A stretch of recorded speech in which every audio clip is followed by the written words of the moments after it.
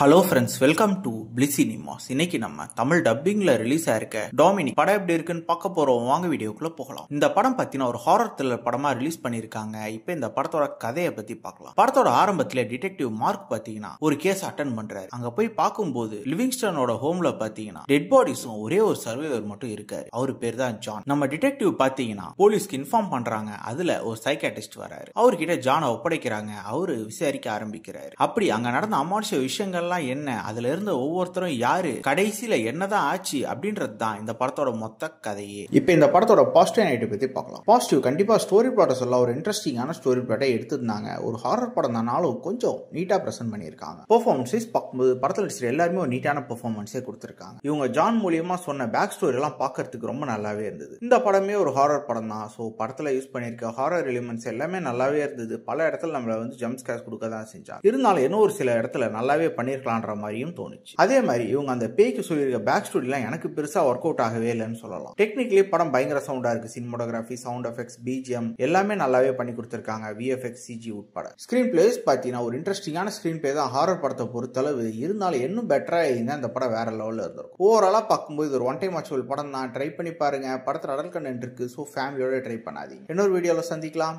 Thank you.